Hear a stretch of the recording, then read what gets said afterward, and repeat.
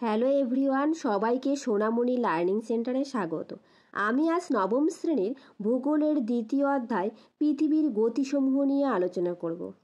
এই অধ্যায়ে যত রকমের প্রশ্ন তোমাদের পরীক্ষাতে আসার সম্ভাবনা রয়েছে সমস্ত প্রশ্ন উত্তর আলোচনা করব। এর বাইরে কোনো প্রশ্ন থাকবে না, সমস্ত প্রশ্ন এখান থেকেই তোমরা কমন পেয়ে যাবে। তাই সবাই পেন আর পেপার নিয়ে বসে পড়বে, আমার সাথে সাথে খাতায় নোট ডাউন করবে।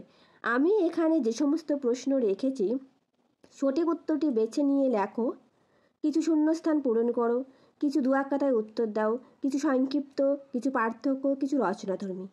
চলো দেরি না করে শুরু করা যাক আজকের পর্বটি। 1 নাম্বার, সঠিক উত্তরটি নির্বাচন করো।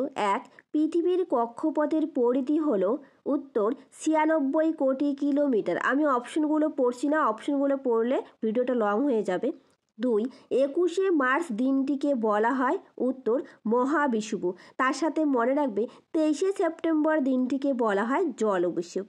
নেক্সট প্রশ্ন, আন্টার্কটিকায় গ্রীষ্মকালের সূচনা হয় যে মাসে, সেটা হলো উত্তর ডিসেম্বর মাসে। ডিসেম্বর মাসে আন্টার্কটিকায় গ্রীষ্মকালের সূচনা হয়। নেক্সট প্রশ্ন, 4 দাগে দেখো, পৃথিবীর অক্ষ তার কক্ষের সঙ্গে কত ডিগ্রি কোণে হেলে থাকে? তো উত্তর হবে 66.5 ডিগ্রি কোণ করে হেলে থাকে। নেক্সট 5 নাম্বার, অরোরা বোরিয়ালিস দেখা যায় উত্তর সুমেরু বৃত্তে। সুমেরু বৃত্তে অরোরা বোরিয়ালিস দেখা যায়, আর অরোরা অস্ট্রালিস দেখা যায় হচ্ছে কুমেরু বৃত্তে, এটাও মনে রাখবে। নেক্সট, অপসৌর অবস্থানে সূর্য ও পৃথিবীর মধ্যে দূরত্ব থাকে 15 কোটি 20 লক্ষ কিলোমিটার। এখানে 15.2 কোটি কিমি মানে 15 কোটি 20 লক্ষ কিলোমিটার। নেক্সট প্রশ্ন পরের দাগে দেখো, 7 দাগে, সূর্য কিরণ কর্কটক্রান্তি রেখার উপর লম্বভাবে কিরণ দেয় 22শে জুলাই, 30শে সেপ্টেম্বর, 21শে জুন নাকি 22শে মে? সঠিক উত্তরটি হবে 21শে জুন। সূর্য কিরণ কর্কটক্রান্তি রেখার উপর লম্বভাবে কিরণ দেয়। নেক্সট, সূর্য কিরণ মকর ক্রান্তি রেখার উপর লম্বভাবে কিরণ দেয় 22শে ডিসেম্বর। ঠিক আছে।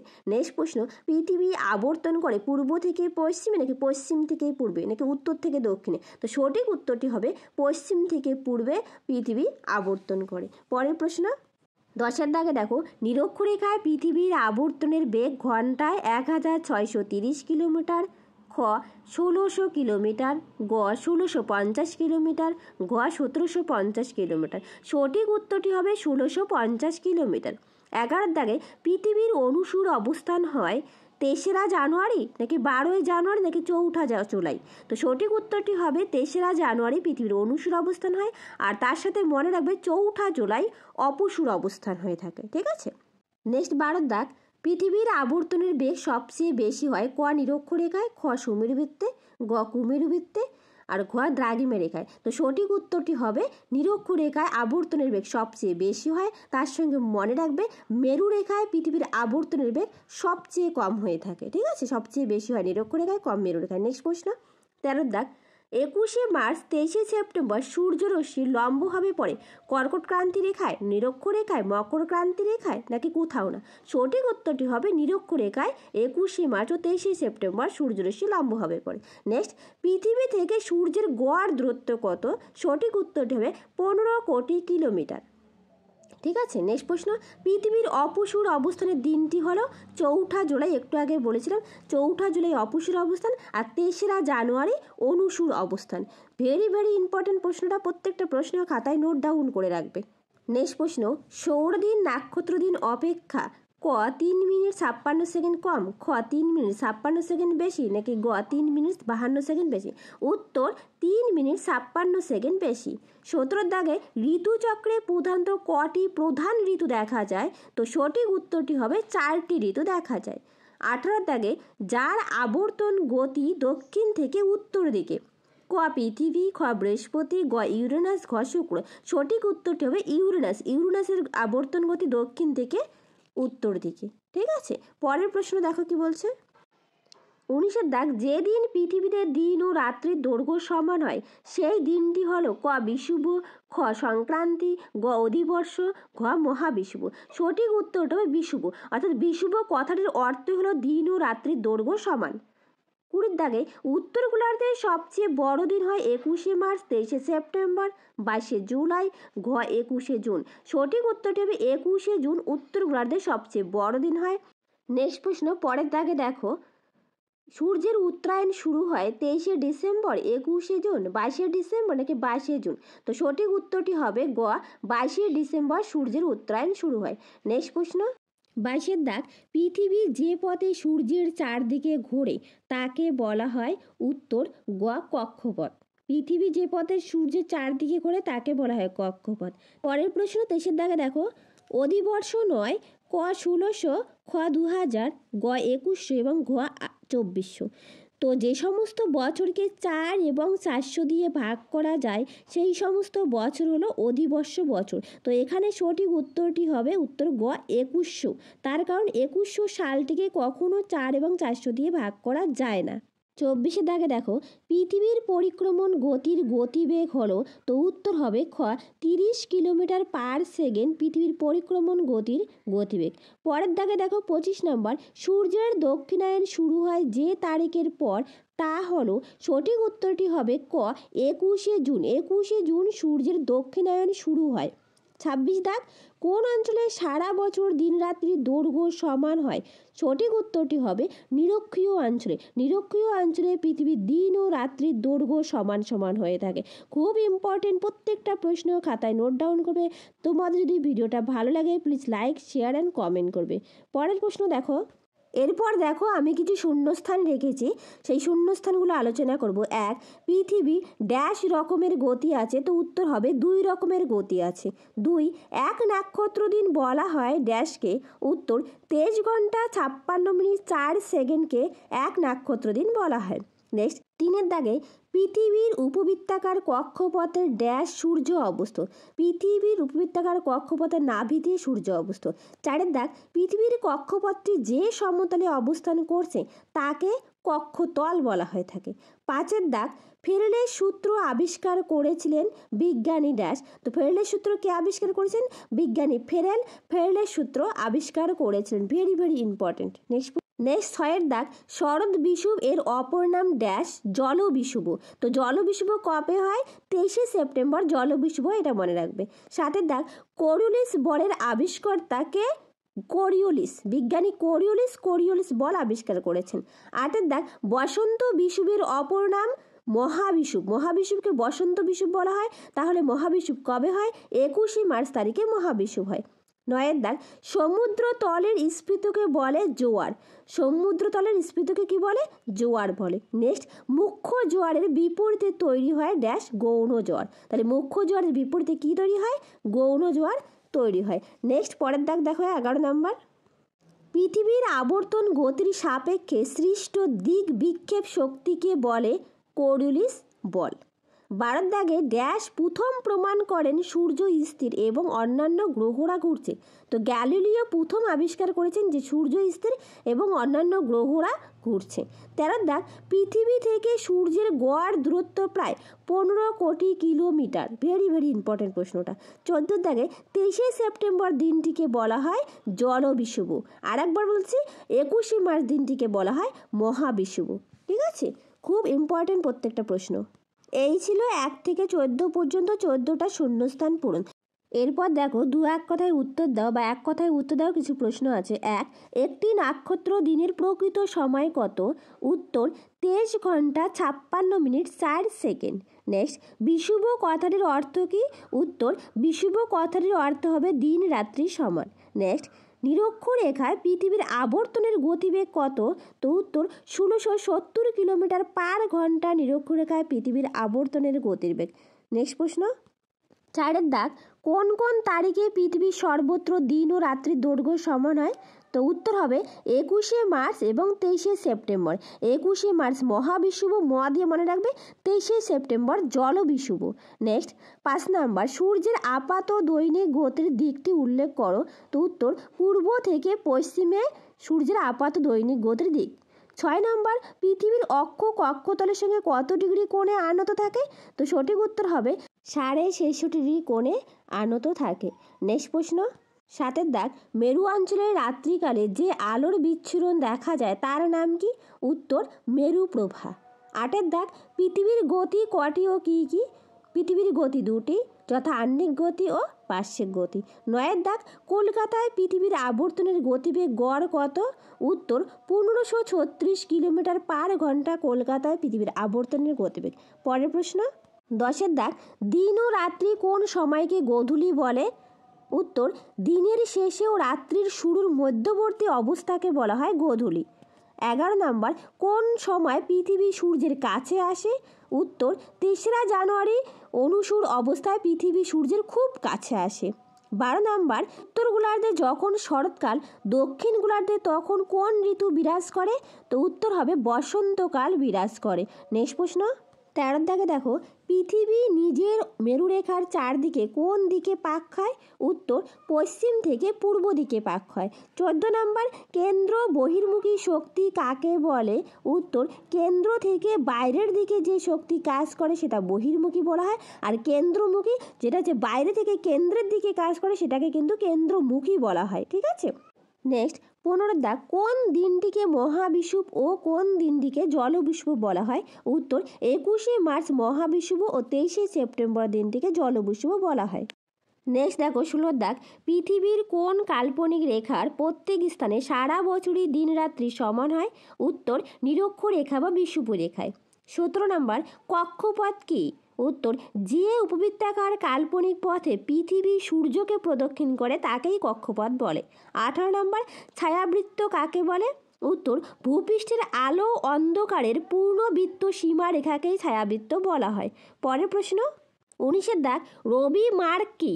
উত্তর, যে কাল্পনিক পথে কর্কট ও মকর ক্রান্তির মধ্যে সূর্যের বার্ষিক আপাত গতি ঘটে তাকে রবি মার্ক বলা হয়। খুব ইম্পর্টেন্ট।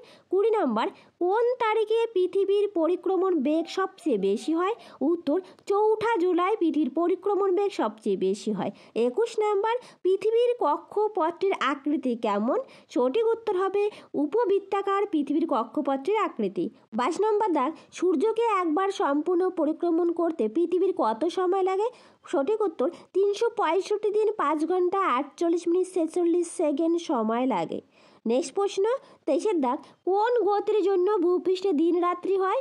উত্তর, আবর্তন গতির জন্য দিন রাত্রি হয়। 24, আবর্তনের ফলে গতিশীল পদার্থের গতিবিক্ষেপ হয়, এই সূত্রটি কে আবিষ্কার করেন? উত্তর, ফরাসি অঙ্কশাস্ত্রবিদ গাসপার্ড গুস্তাভ কোরিওলিস। পরের প্রশ্ন, 25 নম্বর, ভূপৃষ্ঠের কোথায় বছরে 6 মাস দিন ও 6 মাস রাত্রি হয়? উত্তর, 2 মেরু অঞ্চলে 6 মাস দিন ও 6 মাস রাত্রি হয়ে থাকে। পরে 26 দাগ, বার্ষিক গতি বা পরিক্রমণ গতির ফলে কি হয়?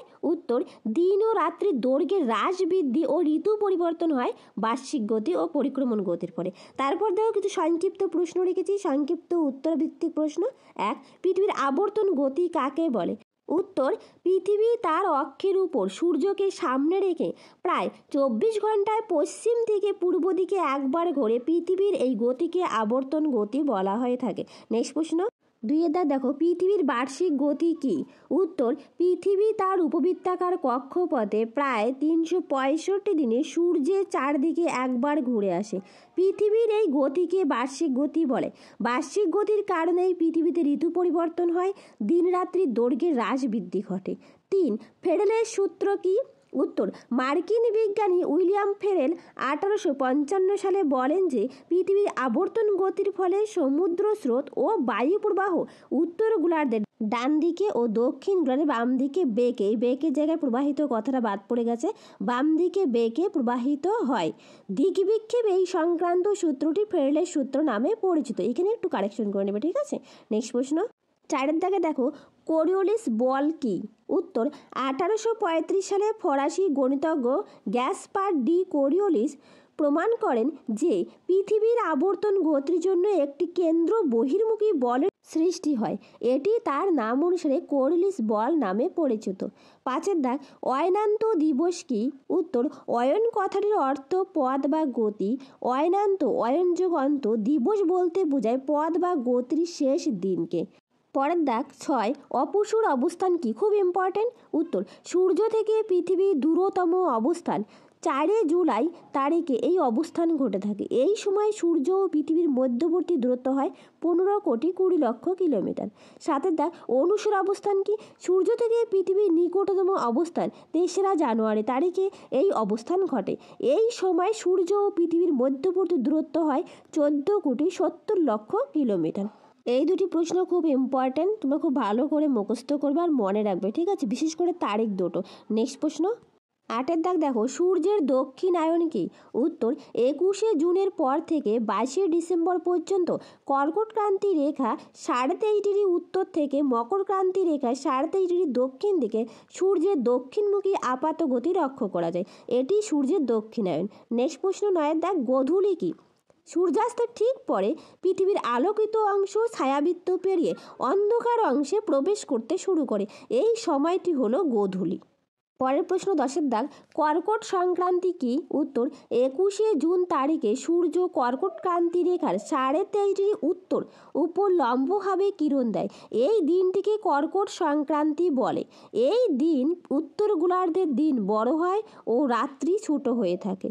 নেক্সট প্রশ্ন 10, আবার 10 দেওয়া আছে, এটা 11 হবে। মেরু প্রভা বা মেরু জ্যোতি কি? উত্তর, মেরু অঞ্চলে সুমেরু ও কুমেরু দুটোকেই বোঝাচ্ছে। মেরু অঞ্চলে যখন একটানা 6 মাস রাত্রি থাকে তখন রাতের আকাশে মাঝে মাঝে রামধনুর মতো আলোর জ্যোতি দেখা যায়। একে মেরু প্রভা বা মেরু জ্যোতি বলা হয়ে থাকে। খুব ইম্পর্টেন্ট প্রশ্নটা।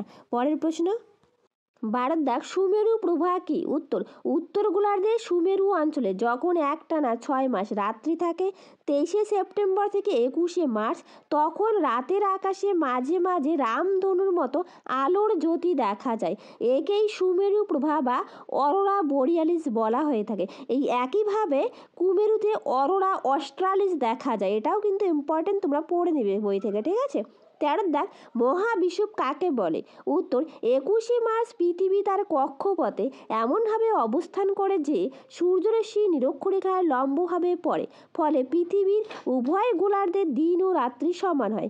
উত্তর গোলার্ধে এই সময় বসন্তকাল বিরাজ করে, তাই এই দিনটিকে মহাবিষুব বলে আখ্যায়িত করা হয়। খুব ইম্পর্টেন্ট প্রশ্ন।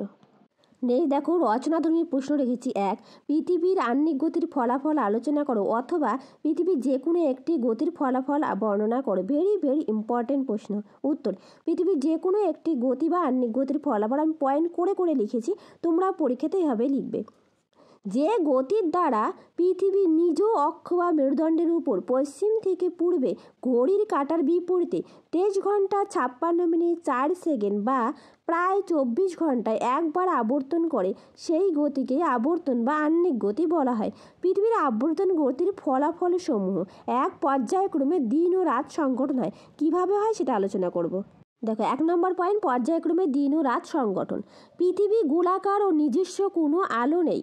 সূর্যের আলোয় পৃথিবী আলোকিত এবং উত্তপ্ত হয়। তাই আবর্তন করার সময় পর্যায়ক্রমে গোলাকার পৃথিবীর যে অংশ সূর্যের আলো পড়ে সেখানে দিন হয় এবং বিপরীত অংশে সূর্যের আলো পড়ে না সেখানে রাত হয়। ঠিক আছে, এখানে চিত্র দিবে। দেখো চিত্রটায় যেদিকে সূর্যের আলো পড়েছে সেখানে দিন এবং যে জায়গাটাতে সূর্যের আলো পড়েনি সেই জায়গাটা কিন্তু রাত হয়ে আছে, ঠিক আছে, অন্ধকার হয়ে আছে। তোমরা পরীক্ষাতে প্রতিটি কিন্তু চিত্র আঁকবে, চিত্র এঁকে লিখবে, তাহলে নম্বর খুব ভালো পাওয়া যাবে। দেখো 2 নম্বর পয়েন্ট, সূর্যোদয় ও সূর্যাস্ত। পৃথিবী পশ্চিম থেকে পূর্ব দিকে আবর্তন করে বলেই প্রতিদিন পূর্ব দিকে সূর্যোদয় এবং পশ্চিম দিকে সূর্য অস্ত যায়। দেখো 3 নম্বর পয়েন্ট, সময় নির্ধারণ। নিজ অক্ষের উপর একবার সম্পূর্ণভাবে আবর্তন করতে পৃথিবীর সময় লাগে প্রায় 24 ঘন্টা বা একদিন। প্রতিটি ঘন্টাকে 60 মিনিটে এবং প্রতিটি মিনিটকে 60 সেকেন্ডে ভাগ করে সহজে সময় নির্ধারণ করা যায়। 4 নম্বর পয়েন্ট, নিয়ত বায়ুপ্রবাহ সমুদ্র স্রোতের দিক বিক্ষেপ। নিরক্ষরেখা থেকে মেরুর দিকে পৃথিবীর পরিধি ক্রমশ কমতে থাকে, ফলে নিরক্ষরেখাতে পৃথিবীর আবর্তনের গতিবেগও সবচেয়ে বেশি হয় এবং মেরুর দিকে ক্রমশ কমে যায়। পৃথিবীর আবর্তন বেগের এই তারতম্যের জন্যই নিয়ত বায়ুপ্রবাহ সমুদ্র স্রোত প্রভৃতি উত্তর গোলার্ধের ডান দিকে দক্ষিণ গোলার্ধের বাম দিকে বেঁকে প্রবাহিত হয়। এখানেও একটা চিত্র দিবে, ঠিক আছে। দেখো এই ছবিটাতে উভয় গোলার্ধের বায়ুপ্রবাহের দিক বিক্ষেপ দেওয়া আছে। উত্তর গোলার্ধের ডান দিকে বেঁকে যায় এবং দক্ষিণ গোলার্ধের বাম দিকে বেঁকে যায়, ঠিক আছে। এই ছবিটা দিবে পরীক্ষাতে আসলে। নেক্সট পয়েন্ট 5, জোয়ার ভাটা সৃষ্টি। মাধ্যাকর্ষণের নিয়ম অনুসারে চাঁদ ও সূর্য উভয়ই পৃথিবীকে আকর্ষণ করে, কিন্তু সূর্যের তুলনায় চাঁদ পৃথিবীর নিকটবর্তী বলে পৃথিবীর উপর চাঁদের আকর্ষণের প্রভাব অপেক্ষাকৃত বেশি। আবর্তনের সময় পৃথিবীর যে স্থানে চাঁদের সামনে আসে সেই স্থানে জলরাশি ফুলে ওঠে এবং সেই স্থানে মুখ্য জোয়ার হয়। একই সময় এর ঠিক বিপরীত দিকে পৃথিবীর আবর্তনের ফলে উদ্ভূত কেন্দ্র বহির্মুখী বা বিকর্ষণ শক্তির প্রভাবে গৌণ জোয়ার হয়।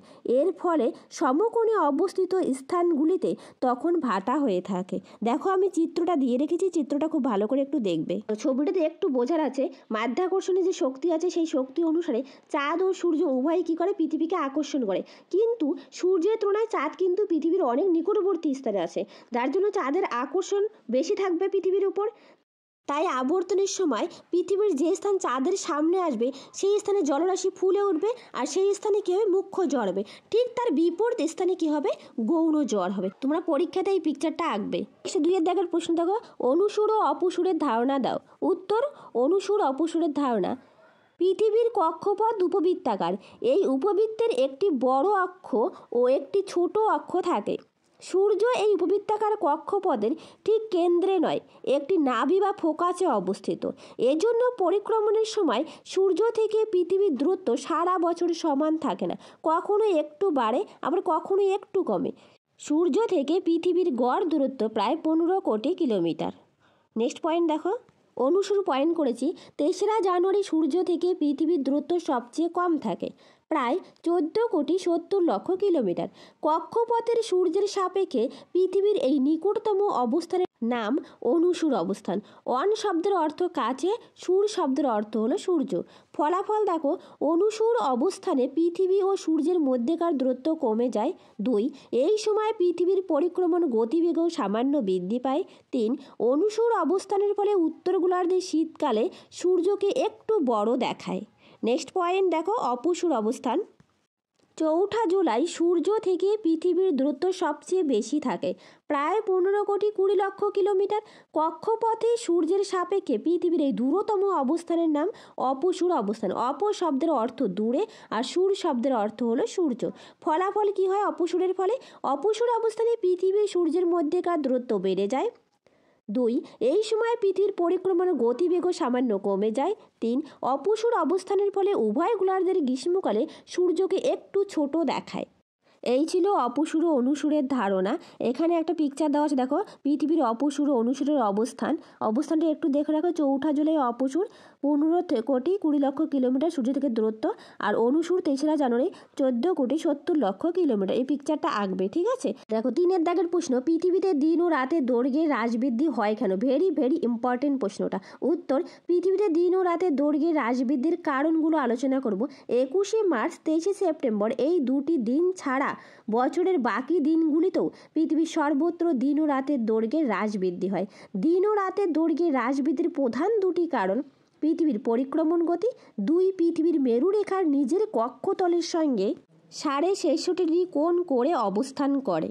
এছাড়াও দিন ও রাতের হ্রাস বৃদ্ধি অন্যান্য কারণগুলি হলো: 3, পৃথিবীর গোলীয় আকৃতি, 4, পৃথিবীর উপবৃত্তাকার কক্ষপথ, 5, পৃথিবীর মেরুরেখার সর্বদা একই দিকে ধ্রুব তারামুখী অবস্থিতি, 6, সূর্যের আপাত দৈনিক ও বার্ষিক গতি প্রভৃতি।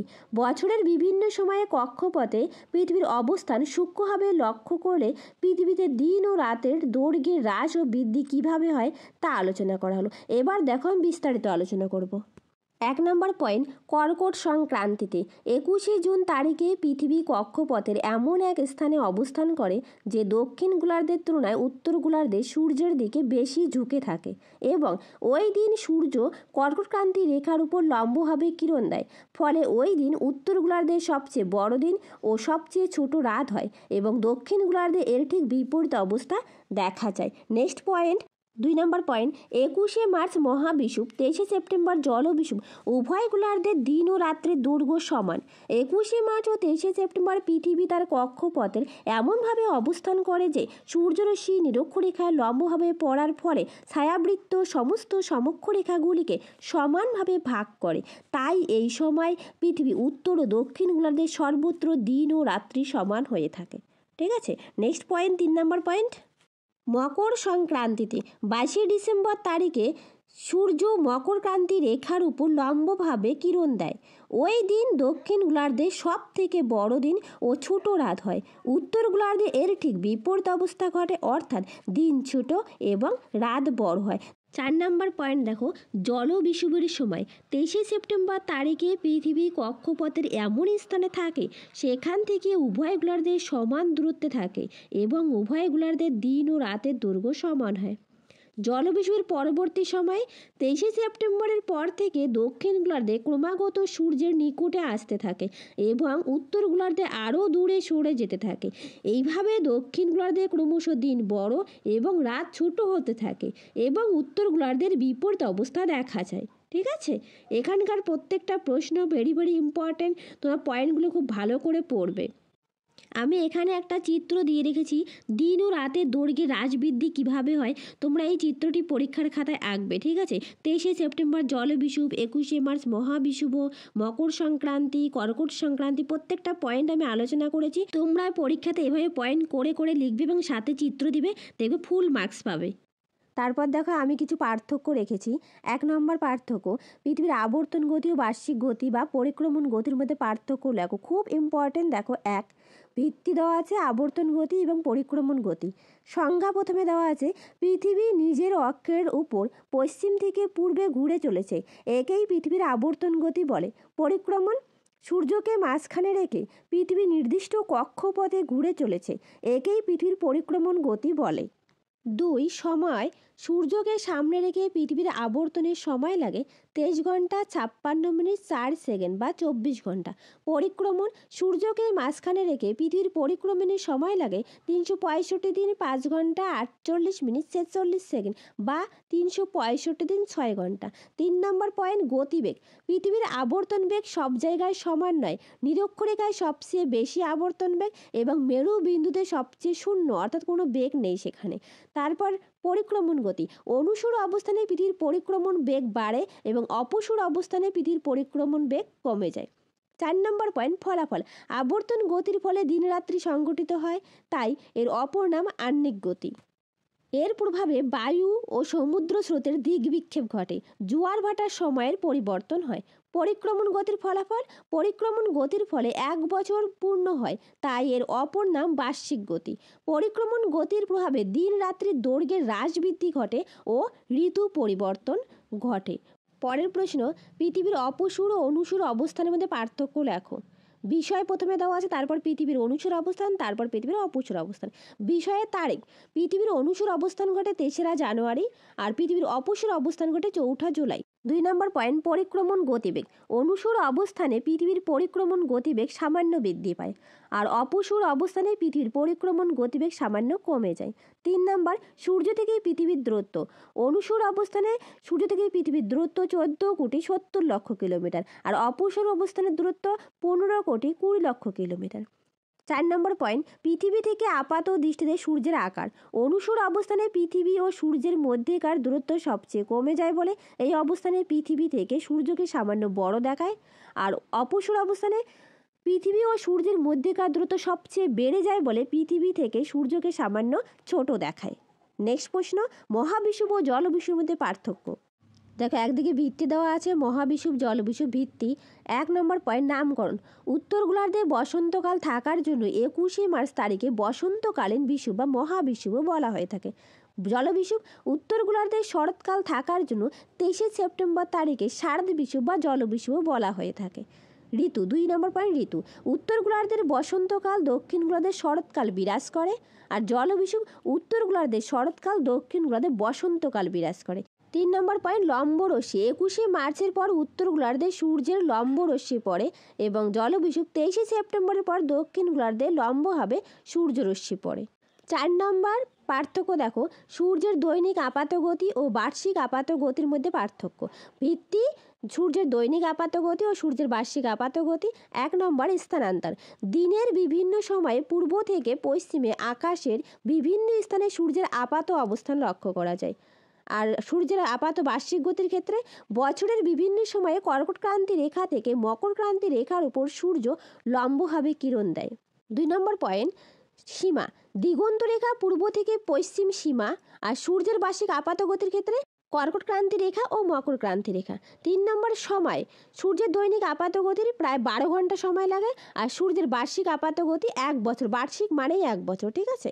4 নম্বর পয়েন্ট, ফলাফল বা ফল।